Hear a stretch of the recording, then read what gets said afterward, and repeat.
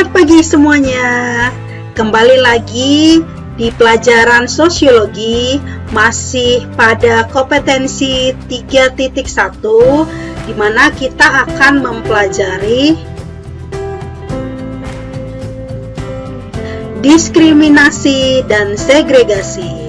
Nah, terlihat dari gambar yang ditampilkan, banyaknya perbedaan-perbedaan agama ataupun tata cara ibadah masing-masing yang dapat menjadi persoalan diskriminasi dan segregasi.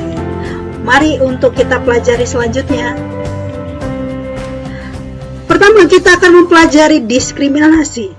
Tentu kalian sudah familiar atau sudah sering mendengar kata diskriminasi.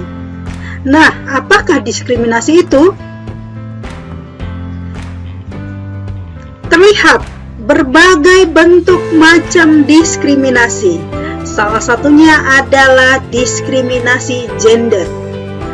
Diskriminasi gender adalah segala bentuk perbedaan warga negara atas dasar suku, bangsa, dan ras antar negara. Itu yang disebut dengan diskriminasi. Jadi adanya perbedaan-perbedaan baik atas dasar suku, etnis, budaya, agama, gender, ras, dan lain sebagainya yang dijadikan sebagai objek diskriminasi. Seperti terlihat pada gambar berikut bahwa adanya di sini untuk mendemonstrasikan tentang diskriminasi gender. Selanjutnya, bentuk-bentuk diskriminasi. Bentuk-bentuk diskriminasi ada berbagai macam. Terlihat dari gambar ini ada ras, etnis, politik, agama, dan lain sebagainya. Kita bahas satu persatu. Diskriminasi ras. Tentu kalian sudah tidak asing lagi dengan diskriminasi ras. Ras yang dimaksud adalah perbedaan-perbedaan dari warna kulit, jenis rambut, kemudian perbedaan fisik lainnya yang membeda-bedakan antara satu dengan yang lainnya sehingga mengakibatkan diskriminasi. Tidak menerima perbedaan tersebut dengan keberagaman ras. Kemudian diskriminasi etnis. Tentu saja diskriminasi etnis ini terkadang menimbulkan konflik dan sering sekali dapat menimbulkan kekerasan. Sebab di mana masyarakat Indonesia memiliki berbagai macam etnis di Nusantara. Seperti kalian ketahui bahwa etnis di Indonesia ada sekitar 372 etnis di seluruh Nusantara.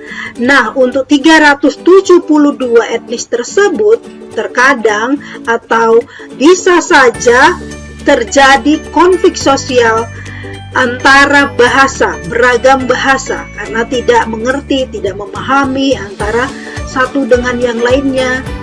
Kemudian adanya perbedaan ketika ada suku-suku lain menganggap bahwa dirinya lebih dominan di antara suku-suku lainnya. Kemudian diskriminasi agama. Diskriminasi agama di sini adanya perbedaan-perbedaan tentang agama.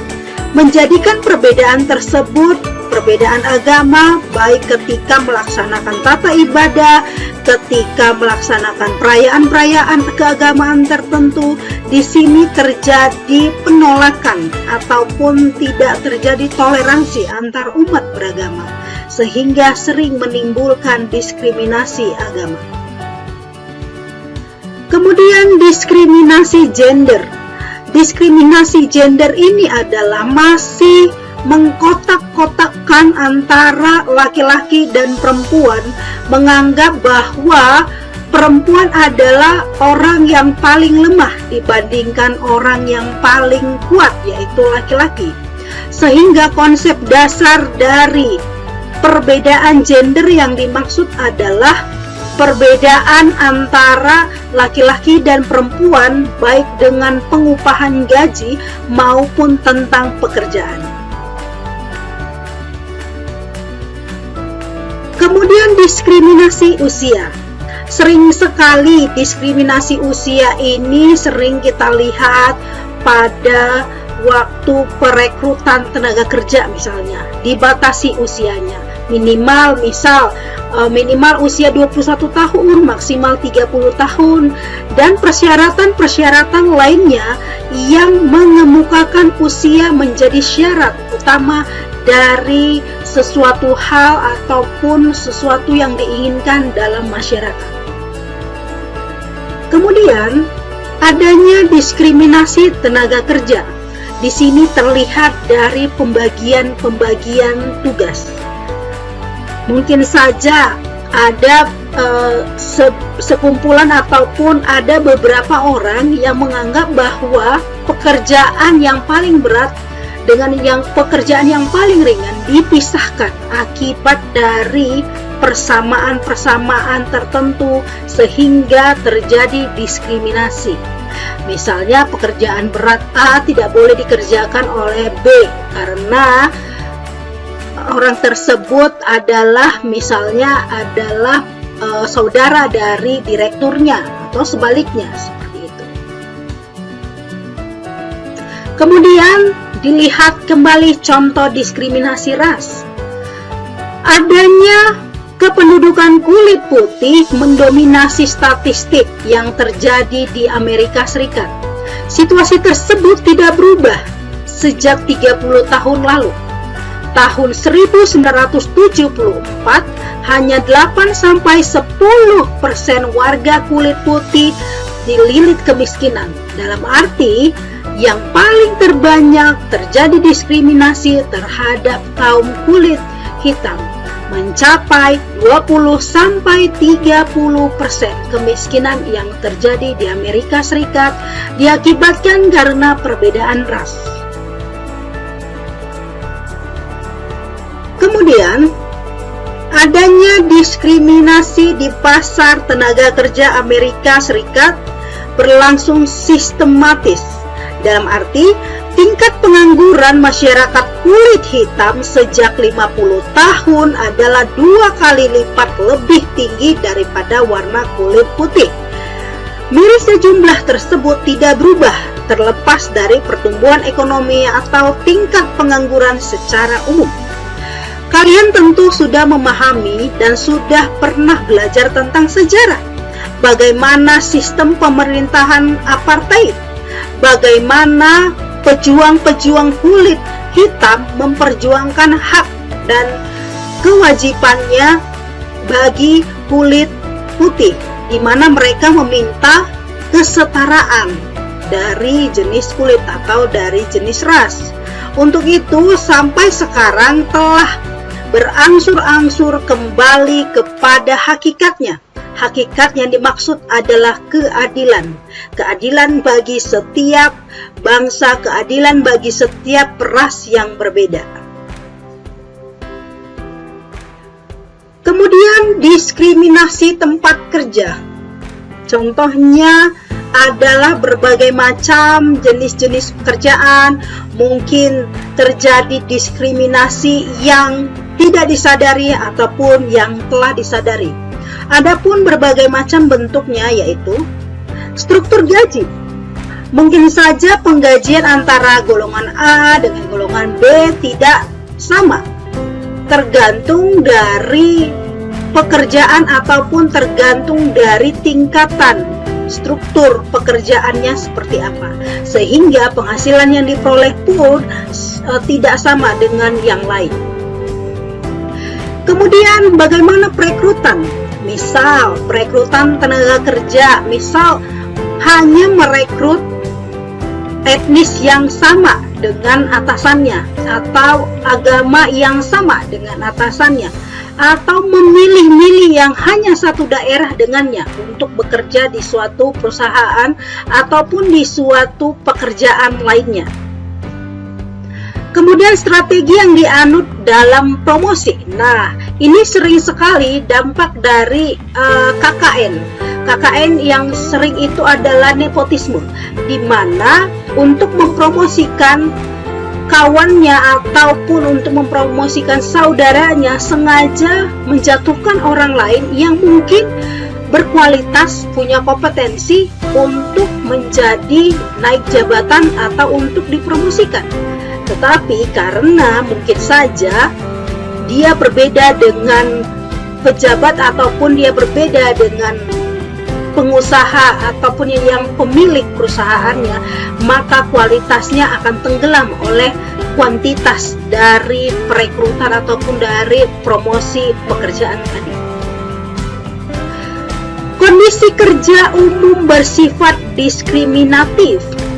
Dalam arti di sini adalah terkadang pekerjaan itu ada kondisi yang sulit diberikan kepada orang-orang yang secara subjektif mereka membagi pekerjaan tersebut. Misalnya, mana pekerjaan berat, mana pekerjaan ringan, mana pekerjaan yang tidak berkualitas, mana yang berkualitas, dipisahkan.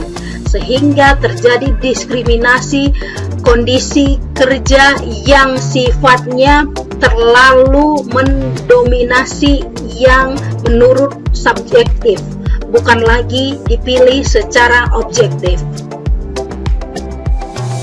Kita lihat dalam diskriminasi pemberian upah kerja.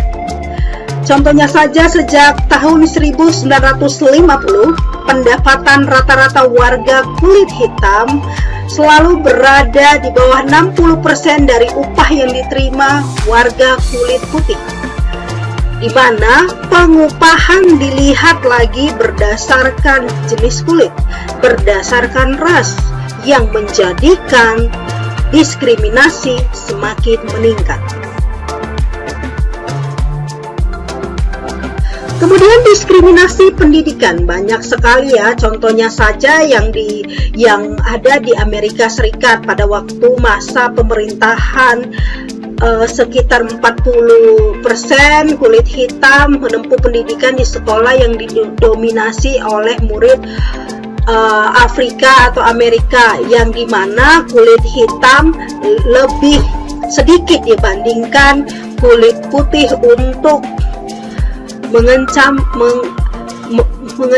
pendidikan yang lebih tinggi dibandingkan kulit putih. Kemudian bagaimana cara untuk menghindari diskriminasi? Pertama, saling menghormati antar sesama.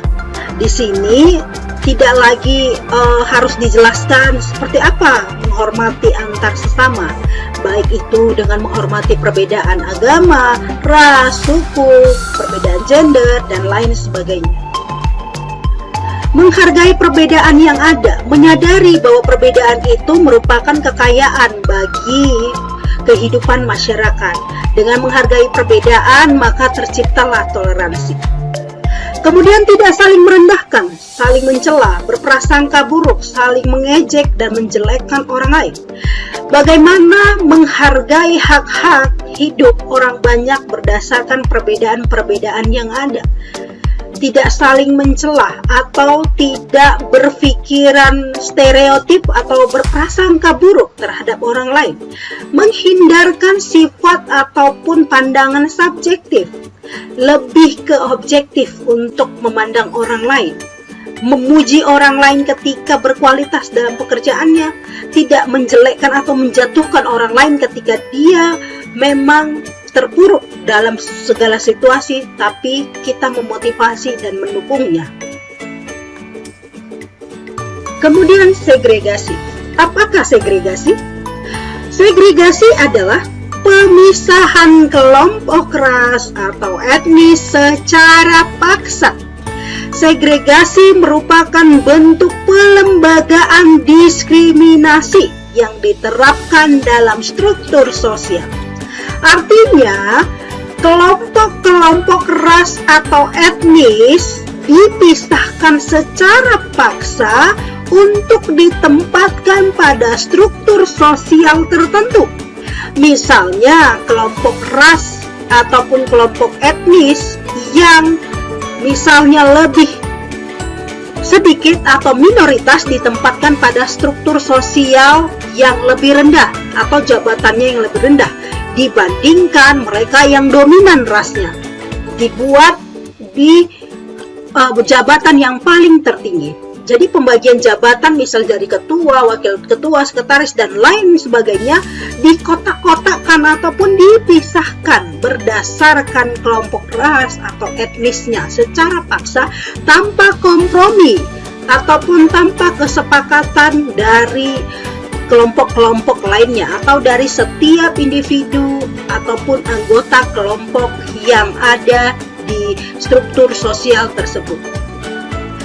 Kemudian, contoh dari segregasi yang paling terkenal yaitu praktik politik apartheid yang berlaku di Afrika Selatan, menimbulkan konflik, banyak kulit hitam yang terusir dan terkena dampaknya. Ini sudah banyak kalian pelajari pada saat pelajaran sejarah, pada saat pelajaran PKN, di SMP maupun di SMA sekarang ini. Apartheid ini sudah sangat familiar bahwa apartheid ini mengandung unsur bagaimana pemisahan antara kulit hitam dengan kulit putih. Kemudian segregasi yang terjadi di Amerika Serikat, tindakan pemisahan fasilitas umum antara kulit putih dengan kulit hitam, sehingga muncullah gerakan pembantaian terhadap kulit hitam. Ya, di dalam sejarah juga kalian mempelajari bagaimana bangsa kulit hitam memperjuangkan haknya, memperlihatkan eksistensinya dalam kehidupan yang mayoritas mereka bertahan, baik secara fasilitas umum mereka ingin memperlihatkan bahwa mereka sama haknya dengan kulit putih. Kemudian segregasi sendiri tidak hanya dilakukan berdasarkan warna kulit saja.